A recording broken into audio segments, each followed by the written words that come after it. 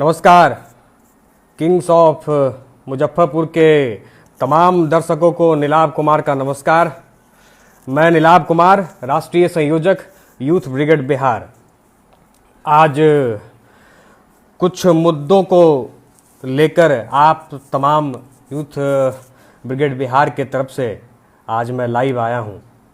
जैसा कि आपने ऊपर देखा होगा कि रोजगार के मुद्दों पर आज मैं लाइव आया हूं।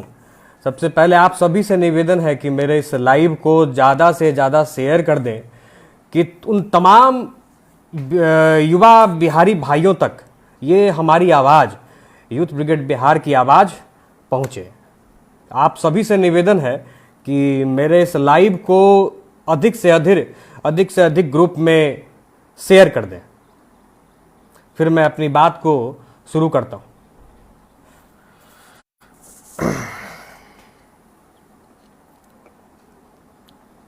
पूरा निवेदन है कि मेरे इस लाइव को ज़्यादा से ज़्यादा शेयर कर दें कि हमारी ये जो बात है, हमारे जो ये मुद्दे हैं, उन तमाम युवा भाइयों तक पहुँचे और ये बिहारी युवा भाइयों की आवाज़ मजबूत हो और ये आवाज़ सरकार तक जाए, सरकार तक पहुँचे। हमारा एजेंडा सिर्फ लाइव आके चिल्लाने का नहीं है। एक सार्थक पहल के साथ आप सभी आगे बढ़ें, इस मुहिम को आगे बढ़ाएं।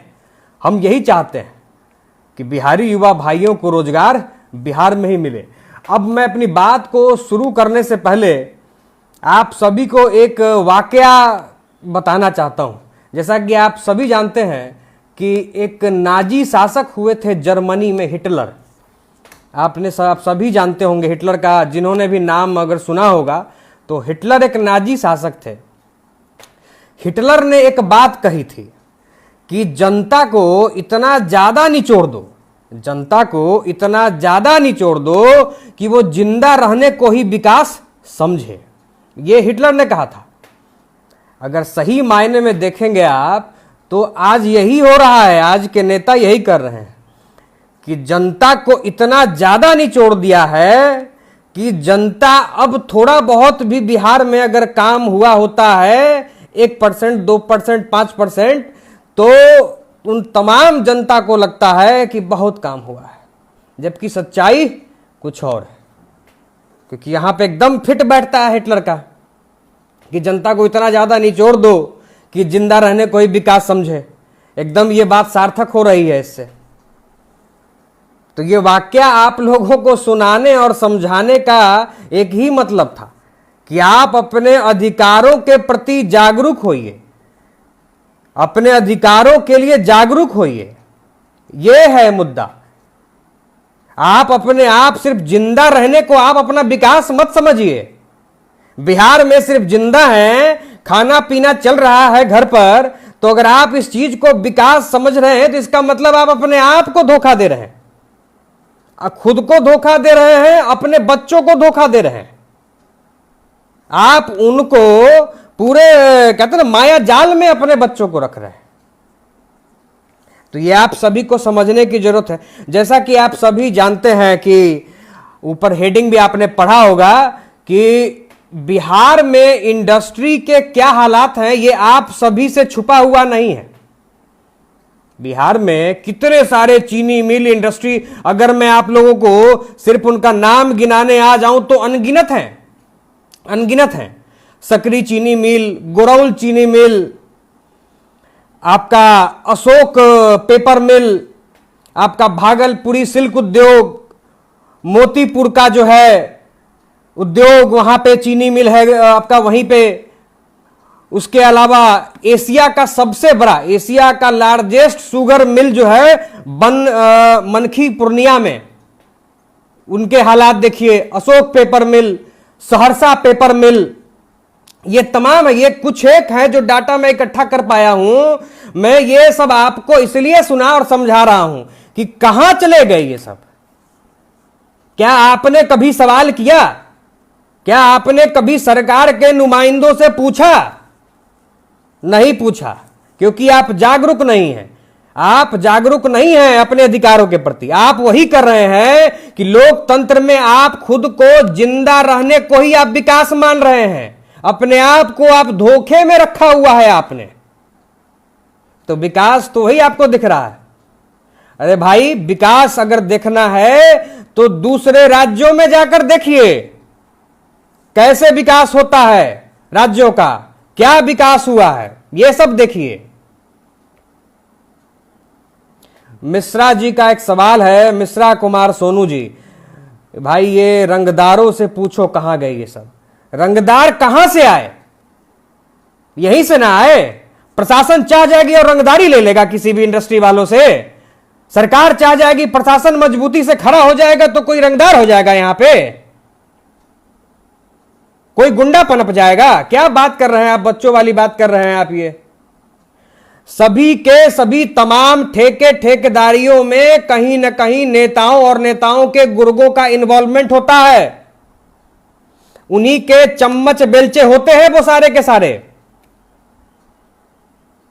इसलिए आज वो स्थिति है उनकी। आप लोग इस बात को समझ नहीं पाते हैं क्योंकि आप जागरूक नहीं हैं। आप विकास को समझ नहीं पा रहे हैं। अगर विकास को समझना होता तो एक बात बड़े ध्यान से, इतिहास अगर पढ़ते होंगे तो बिहार का इतिहास जानने की कोशिश करिए। जब देश आजाद हुआ था सन 1947 में, उसके बाद बिहार तीसरे नंबर पर था। बिहार तीसरे नंबर पर आता था। आज आप कितने नंबर पे आते हैं जानते हैं? नीचे से तीसरे नंबर पर आते हैं विकास के मामले में। ये हैं आप। तो ये लाइव आके सिर्फ ज्ञान देने की बात नहीं है, ये आप लोगों को जागरूक करने की है। लाइव तो मैं हमेशा आता रहता हूं विभिन्न जगहों पे, अपने यूथ ब्रिगेड बिहार के माध्यम से, अपने फेसबुक के माध्यम से, और पूरे 1 साल से पूरे बिहार में घूम के युवाओं को जागरूक करने की कोशिश कर रहा हूं। लेकिन ये जागरूकता अगर फैलाया जा रहा है तो आप भी जागरूक होइए महाराज। प्रभु आप भी जागिए।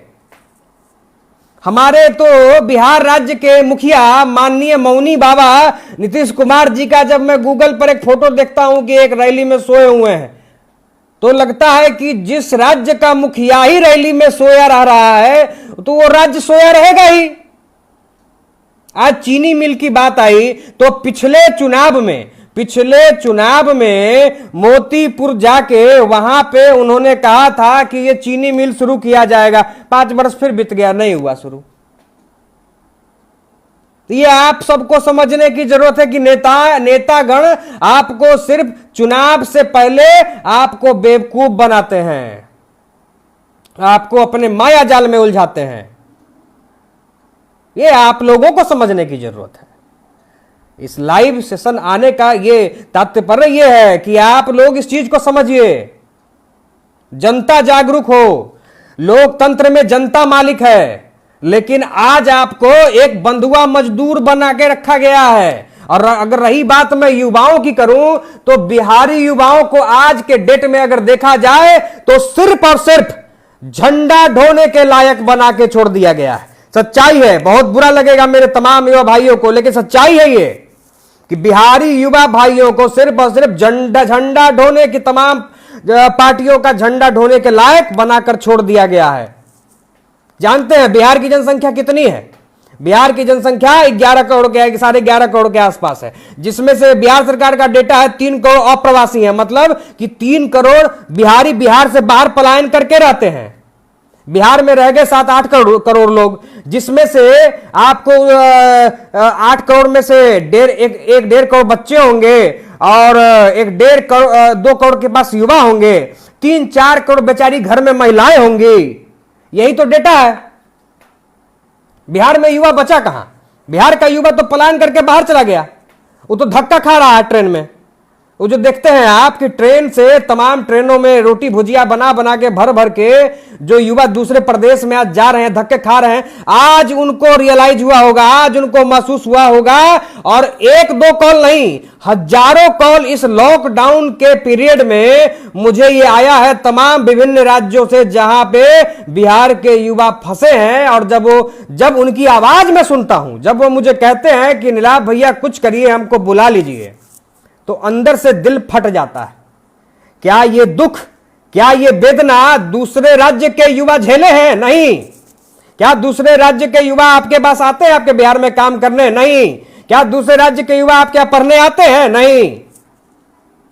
लेकिन हमारे बिहार राज्य का भविष्य तमाम युवा आज के दिन में रोटी भुजिया पैक करा के और जनरल टिकट कटा के दूसरे राज्य में जाने को मजबूर है। इसका जिम्मेवार कौन है? अगर इसका जिम्मेवार अगर बिहार की तमाम पिछली सरकारें हैं तो आप भी हैं, आप सभी हैं, जिन्होंने जातीय संघर्ष में बिहार को ऐसा धकेला जिसके वजह से बिहार की एक पीढ़ी पूरी की पूरी बलि चढ़ गई और बिहार दूसरे राज्यों से 30 साल पीछे चला गया।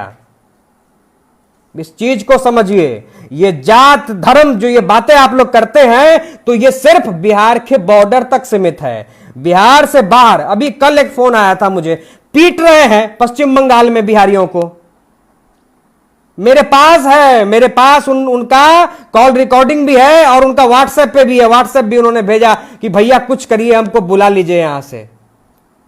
अब क्या करूं मैं कोई अब न मंत्री हूं, न विधायक हूं, न मुख्यमंत्री हूं, असहाय हूं। क्या करूं उनके लिए? जब तक यथासंभव जितना हमसे हो पड़ा कि जिन लोगों ने बाहर जो फंसे थे गुड़गांव में, दिल्ली में, उन्होंने कहा कि भैया मुझे अन्न की दिक्कत हो रही है, उनको अन्न पहुंचाने की कोशिश हमने की संगठन के माध्यम से। लेकिन एक हमारी भी एक लिमिटेशंस है। लेकिन ये नौबत आई क्यों? ये स्थिति पैदा हुई क्यों? तो ये स्थिति पैदा इसीलिए हुई कि बिहार में जब आप रहते हैं तो आप यहां पे चौक चट्टी पर बैठकर जात पात की बात करते हैं। वोट करने जाते हैं तो उसमें आप जातीय समीकरण देखते हैं, अरे ये हमारा जात का है कि नहीं, ये हमारा धर्म का है कि नहीं। आप यह नहीं देखते हैं कि ये पढ़ा लिखा है, इसको वोट देंगे तो शायद विकास होगा। आज क्यों अच्छे लोग राजनीति में आने से कतराते हैं? आज अच्छे लोग राजनीति में आने से इसलिए कतराते हैं, अगर अच्छे लोग, पढ़े लिखे लोग अगर आपके राजनीति में आए, अगर आपके क्षेत्र से खड़ा हुए तो आप उनको हरा देते हैं। आप जिम्मेदार हैं। मैं सरकार को तो कोसता ही रहता हूं, लगातार लाइव आता हूं, मैं लगातार नीतीश कुमार जी, सुशील कुमार मोदी संगठन के माध्यम से सैकड़ों बार प्रदर्शन और तमाम चीजें तो हमने किया है। लेकिन आज आप पर बोलूंगा कि आप जिम्मेदार हैं, आप लोग जिम्मेदार हैं इन सब चीजों के। ये नौबत आपके वजह से आई है। अगर आप जो भाई बाहर बैठ के सुन रहे हैं, आप लोग भी जिम्मेदार हैं। तो ये जिम्मेदारी आपको लेनी पड़ेगी भाई। बिहार अगर आपका है तो जिम्मेदारी भी आपकी है। परिवार, बिहार पूरा अपना एक परिवार है। तो अगर आप परिवार के हिस्से हैं तो आपको जिम्मेदारी लेनी पड़ेगी। आपको, अगर आप पढ़े लिखे हैं तो आपको यह कॉल लेना पड़ेगा खुद के लिए, अपने राज्य के लिए, अपने घर के लिए, अपने गांव के लिए। जब आप वोट करने जाते हैं और उन तमाम घटिया नेताओं को जब आप वोट करते हैं तो आप एक बार अपने बच्चे का मुंह देख लेना। जो आप अनपढ़ गंवार नेता का को जाके वोट करते हैं, जिसकी डिग्री पता नहीं 10वां पास है या 12 पास है या ग्रेजुएशन पास है, उस पर भी लानत है। अगर उसको 4 लाइन बोला जाए कि रे तुम जाओ संसद में और जाके इंग्लिश में 4 लाइन बोलो, तो हो सकता है कि आपका 100 में से 90 सांसद इंग्लिश में ना बोल पा रहा हो। तो क्या जाके दूसरे कंपनी को, अगर मैं मान लो आप कहीं के विधायक हो, आप कहीं के जनप्रतिनिधि हो, तो आप अपने क्षेत्र में, क्षेत्र के युवाओं के लिए आप कैसे कंपनियों को लाएंगे? करे कम से कम बड़ी 10,000 करोड़ की कंपनी, छोटी मोटी कंपनी को तो आप ला ही सकते हैं दिल्ली से। जो तमाम कंपनियां नोएडा, ग्रेटर नोएडा में काम कर रही हैं, उन छोटी छोटी कंपनियों को तो आप ला ही सकते हो बिहार में कि आप आइए यहां पे काम करिए। तो आपका विधायक, आपका जनप्रतिनिधि, जिससे अगर स्पेशल इकोनॉमिक जोन SEZ का फुल फॉर्म पूछ दिया जाए तो वो भी उनको पता नहीं होगा। तो जिम्मेवार कौन हुआ? अगर वो अनपढ़ विधायक, सांसद, मंत्री अगर जिम्मेवार है तो जिम्मेवार आप भी हैं, क्योंकि आपने वोट किया है। जब आप वोट देने जाते हैं तो आप जात धर्म के नाम पर, पार्टी के नाम पर वोट देते हैं। सब सेंटीमेंट आपका चुनाव के समय जग जाता है। आप राष्ट्रवादी, जातवादी सब हो जाते हैं। लगता है कि आप मतलब समाज से लेके और राष्ट्र का सारा ठेका आप ही के सिर पर है। तो बाबू एक बात देखो, एक बात मैं, मेरा भी अनुभव है इन 2-3 सालों का। मैं देख रहा हूं, जब अभी बाबूजी के होटल में खाना खा रहे हैं जब तक युवा भाइयों, तभी तक है। जब शादी ब्याह हो जाएगा, जब बीबी 4 बेलन मारेगी, तो ये सब राष्ट्रवाद का भूत उतर जाएगा। उस समय उसके लिए पैसा चाहिए। आप तभी अपने परिवार और अपने राज्य का कुछ कर पाएंगे। जब आप कमाएंगे तो आपको रोजी रोजगार के लिए मुखर होना पड़ेगा, सरकार से सवाल करना पड़ेगा कि आखिर बिहार में इंडस्ट्री क्यों नहीं है, ऐसा क्यों है कि ये तमाम उद्योग जो पहले थे इन 50 30 40 सालों में सब क्यों बंद हो गए भाई? ऐसा क्या हो गया? ये सारे के सारे बंद हो गए। इसका मतलब इन तमाम सरकारों को के अंदर आप युवाओं के लिए एक मजबूत इच्छा शक्ति नहीं है। वो चाहते हैं कि आप तमाम युवा बंधु, युवा साथी दुख तकलीफ आप झेलें और दूसरे राज्यों में जाएं। आज मैं एक बात और, आज मिथिला के भाई हैं, उनको भी मैं धन्यवाद देना चाहता हूं कि आज हम सभी तमाम युवा भाइयों ने आज एक ट्विटर पे हम लोगों ने तमाम युवा भाइयों ने एक प्रयास किया है कि बिहार सरकार सजग हो, जिसके लिए हमने आज ट्विटर पे ट्रेंड किया था, जिसमें कि एक हैशटैग था इंडस्ट्री इन मिथिला और इंडस्ट्री इन तिरहुत। ये 2 हम लोगों ने आज हैशटैग चलाया है, जो घंटों आज इंडिया में टॉप 3 पर रहा है घंटों। ये मैं उन सभी मिथिला और अपने यूथ ब्रिगेड बिहार के सभी भाइयों को मैं तहे दिल से धन्यवाद देता हूं कि आप सभी ने बहुत लाजवाब प्रयास किया है। ये दिखा देना चाहता हूं मैं, ये आज ये देख लीजिए आप, नहीं तो आपको मैं ये अपने पे आप देख सकते हैं कि टॉप 5 में है, ये ट्रेंडिंग कर रहा है, आप देख सकते हैं। ये लगातार माननीय सुशील मोदी जी और नीतीश कुमार जी को टैग करके आज ट्विटर पे कैंपेन हम लोगों ने चलाया था, जिसमें टोटल जो है 1.5 लाख के आसपास हम सभी बिहारी युवा भाइयों ने मिलकर आज ट्वीट किया है। तो ये सभी जो कैंपेन हम चला रहे हैं, इस तमाम मुहिम में आप सभी युवा भाइयों का समर्थन चाहिए, तभी बिहार में बदलाव हो सकेगा। बिहार एक पॉलिटिकल रिफॉर्म मांग रहा है, एक बहुत बड़ा बदलाव मांग रहा है, क्योंकि आप तमाम इन जितने भी बुजुर्ग तमाम नेता थे, इन सभी को आपने देखा है पिछले कई दशकों में। इनको क्या उखाड़ना था आप सभी देख चुके हैं। क्या उखाड़ना था, इन्होंने क्या उखाड़ा वो आप सभी जानते हैं और समझते हैं। तो कोई मतलब नहीं बनता है कि इनके पीछे दोबारा इन पर टाइम बर्बाद किया जाए। तो अब बिहार में एक नए नेतृत्व की जरूरत है, बिहार में एक युवा नेतृत्व की जरूरत है, क्योंकि बिहार को चाहिए बदलाव और बिहार को चाहिए अब पढ़ा लिखा नेता, तभी बिहार में बदलाव संभव है। अब जैसा कि आप मेरा कल का फेसबुक का एक मेरे नीलाभ कुमार नाम से मेरा फेसबुक पेज है, और उस पर मैंने एक पोस्ट किया था कल शाम में, हमें तिरहुत प्रमंडल में रोजगार चाहिए। ये हमारा मानना है कि तिरहुत में अगर रोजगार की अगाध संभावनाएं हैं, बहुत ही संभावनाएं हैं तिरहुत क्षेत्र में। तिरहुत में बेला इंडस्ट्रियल एरिया आप सभी जानते होंगे, एक अच्छा खासा बसा बसाया इंडस्ट्रियल एरिया है। तो हम ये एक क्रांतिकारी मुहिम का आगाज हमने किया है कि सभी युवा भाई आगे आकर हमारी इस मुहिम में मदद करें कि हम इस लड़ाई को आगे बढ़ावें कि तिरहुत में रोजगार की जो असीम संभावनाएं हैं उनको कैसे बढ़ाया जाए। जैसे सीतामढ़ी में आप देख सकते हैं मां जानकी का अगर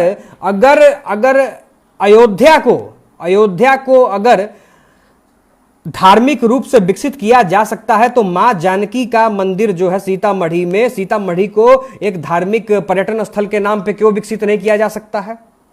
लेकिन किसी का नजर नहीं जाता, सरकार की उस पे कोई मुखर कुछ योजनाएं नहीं है। तो इन सब चीजों पे ध्यान आकृष्ट कराना, तमाम चीजें हैं, जिसमें मुजफ्फरपुर लीची के लिए बहुत ही ज्यादा फेमस है पूरे विश्व में। तो लीची का फूड प्रोसेसिंग यूनिट लगाया जाए मुजफ्फरपुर में बेला इंडस्ट्रियल एरिया में, जिससे कि वहां पे रोजगार की संभावनाएं बढ़ेंगी और तिरहुत के क्षेत्र के जो मुजफ्फरपुर, सीतामढ़ी, समस्तीपुर के युवा को ट्रेन पकड़ के दूसरे राज्य में जाके गाली खाने की नौबत नहीं आएगी।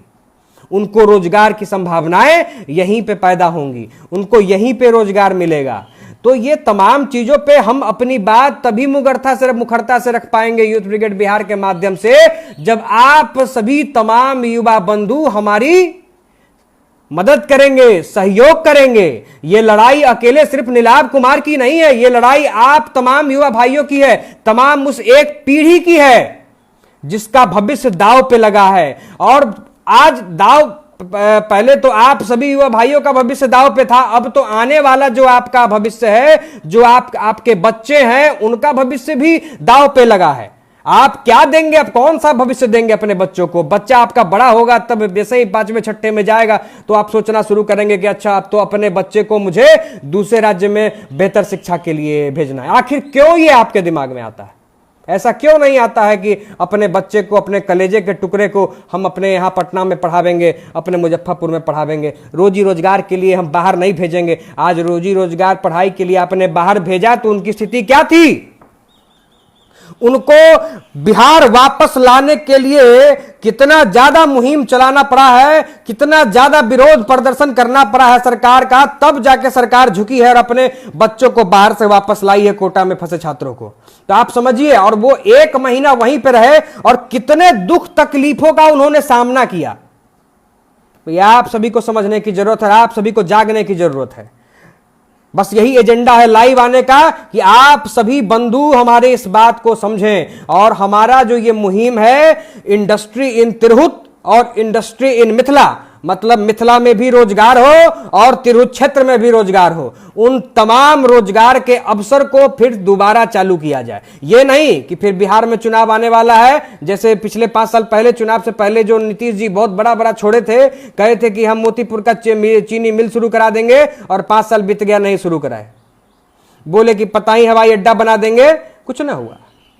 अरे कितना बेवकूफ बनाओगे भाई, हद होता है बेवकूफ बनाने का भी। और मुझे हंसी तो आप जनता लोगों पर आती है कि भाई आप लोग कितना बेवकूफ बन सकते हैं। मैं तमाम ज्ञान आपको दूंगा, संगठन के माध्यम से गला फाड़ फाड़ के चिल्लाता रहूंगा, लाइव आके चिल्लाऊंगा, रोड पे चिल्लाऊंगा, फिर जब वोट देने की बारी आएगी तब जाके आप बटन दबा देंगे, तीर छाप, ये रहा कमल छाप, ये रहा लालटेन छाप। कैसे चलेगा भाई? आपको मैं बार बार कह रहा हूं, बिहार को पॉलिटिकल रिफॉर्म की जरूरत है। अगर आप एक पढ़े लिखे हैं, बिहारी युवा हैं और बिहार के लिए अच्छा सोचते हैं, तो कुछ करने का सोचिए, कुछ करने का, कुछ जज्बा लाइए। नहीं तो बिहार की स्थिति आज के दिन में यह है कि जो तमाम जितना भी उद्योग था, चीनी मिल, ये सब जो है नेस्तनाबूद हो चुका है। अगर इनको कबाड़ में भी अगर बेच दिया जाए तो आज के दिन में जो है ये अरबों खरबों में हो जाएगा। ये हालात है बिहार का। तो ये आप सभी को समझने की जरूरत है कि तिरहुत क्षेत्र में कैसे रोजगार को बढ़ावा दिया जाए, मिथिला क्षेत्र में कैसे रोजगार को बढ़ावा दिया जाए। तो इस मुहिम का जो हमने शुरुआत किया है, इसमें आप सभी सहयोग करें कि हम सरकार तक इस बात को पहुंचा सके और सरकार इस पर संज्ञान ले और सरकार इस पर गंभीरता से सोचे कि ऐसा ना हो, इतना गंभीरता से सरकार ना सोचे जैसे कि धारा 370 हटा तो माननीय मुख्यमंत्री सुशील कुमार मोदी जी कहे कि हमारे बिहार के युवा अब जाएंगे कश्मीर में, जाके करेंगे रोजी रोजगार के अवसर खुल गए हैं। आज भी स्टेटमेंट है मेरे पास, उनका रिकॉर्डेड स्टेटमेंट है। बताइए कि जिस राज्य का मुखिया कहता है कि मेरे बिहार का लड़का जाओ कश्मीर में जाके रोजी रोजगार करो, इससे दुर्भाग्यपूर्ण क्या हो सकता है? तो भाइयों ऐसा नहीं होना चाहिए। आप सभी सहयोग करें, अपने लिए बोले और आने वाले भविष्य के लिए सोचें। क्योंकि आज मीडिया चैनल पे भी पिछले 2 दिनों से आपने देखा होगा एक चीज बहुत ज्यादा ट्रेंड का लगातार न्यूज चैनल पे आ रहा है, और तमाम न्यूज चैनल की जिम्मेवारी भी, नैतिक जिम्मेवारी बनती है कि वो इस चीज को दिखाएं। बिहारी मजदूरों के जो हालात हैं, कहीं उत्तर प्रदेश में कुचले जा रहे हैं, पैदल चल रहे हैं। आज मैं एक जी बिहार झारखंड पे एक चीज देखा हमने, एक रिपोर्टिंग था कि एक 12 साल का बच्चा अपने माता पिता को बनारस से ठेला पर लेकर वह जो है आरा आया है। जी बिहार झारखंड की आज की रिपोर्टिंग है, जाके उसके फेसबुक पेज पर आप सभी देख सकते हैं। बताइए क्या स्थिति है आज हमारे बिहार की। तो फिर तो वही बात आ गई फिर तो वही बात आ गई ना कि बोझ उठाए बिहारी, मजदूर कहलाए बिहारी, आधा पेट खाए बिहारी, लताड़ा जाए बिहारी, मनमानी भी सहता जाए बिहारी, रौंदा मसला जाए बिहारी, तिरस्कार सहे बिहारी। दूसरे राज्यों में आपको तिरस्कृत किया जाता है तो तिरस्कार भी सहे बिहारी, दोयम दर्जे का रह गया बिहारी, आखिर कब तक सहे बिहारी। ये आप सभी को सोचने की जरूरत है, इसको समझने की जरूरत है। बहुत कुछ छुपा है इन चंद लाइनों में कि बोझ उठाए बिहारी, बोझ उठाए बिहारी, मजदूर कहलाए बिहारी। बाहर में आपको, दूसरे राज्यों में आपकी इज्जत एक मजदूर प्रोड्यूस करने वाले राज्य में होती है कि लेबर में मिलेगा बिहार से हमें, यह है आपकी इज्जत बाहर में। आधा पेट खाए बिहारी, लताड़ा जाए बिहारी, मनमानी सहता जाए बिहारी, रौंदा मसला जाए बिहारी, तिरस्कार सहे बिहारी, दोयम दर्जे का रह गया बिहारी, आखिर कब तक सहे बिहारी। तो आखिर कब तक सहेगा बिहारी। हर चीज, हर अति का एक अंत होता है। तो आप सभी भाइयों से पुनः इसी निवेदन के साथ मैं आप सभी किंग्स ऑफ मुजफ्फरपुर के दर्शकों से मैं विदा लेता हूं कि आप सभी भाई बंधु से निवेदन है कि मेरे इस लाइव को ज्यादा से ज्यादा शेयर कर दें कि मुजफ्फरपुर सहित उत्तर बिहार से लेकर पूरे बिहार के तमाम युवा भाइयों तक यूथ ब्रिगेड बिहार की ये मुहिम, ये आवाज पहुंचे और अपने अधिकारों के लिए युवा जागरूक हो, क्योंकि अब समय है बिहार में एक बड़े बदलाव का। क्योंकि अब नहीं अगर आप जागे तो बिहार को बर्बादी के कगार से कोई नहीं रोक सकता है। तो इन्हीं निवेदन के साथ जय युवा शक्ति, जय बिहार।